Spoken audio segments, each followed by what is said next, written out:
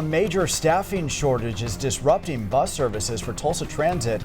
We thank you for joining us this evening. I'm Brian Dorman. And I'm Lori Fulbright. The department says they're running about 14% below regular operations because of this driver shortage. News on 6's Jonathan Cooper is live at Tulsa Transit with what's being done to help. Jonathan. Lori, Tulsa Transit had its monthly board meeting this afternoon.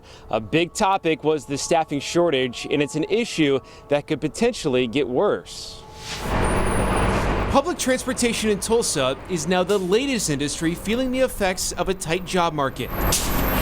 Tulsa Transit says it's now working on a Saturday level of service every day of the week because there simply are not enough bus drivers. We're struggling, especially in the last month or so. Tulsa Transit General Manager Ted Reek met with his board this afternoon to discuss the problem that he says has gotten worse in recent months. Up until maybe August or so, we were doing all right. At last month's meeting, the board approved an 11% raise for drivers and mechanics, hoping to attract more employees.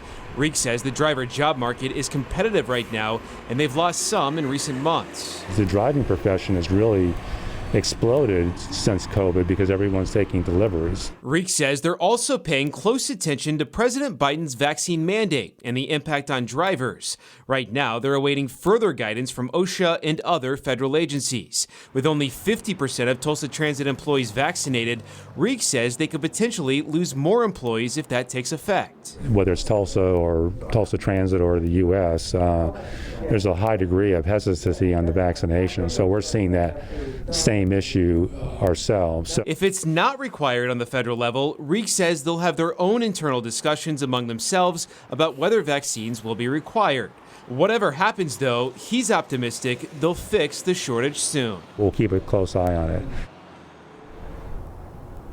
Tulsa Transit's next board meeting is on October 26th. Reek hopes to have further guidance from the federal government by then. Reporting live in Tulsa, Jonathan Cooper, Oklahoma's Own News on 6.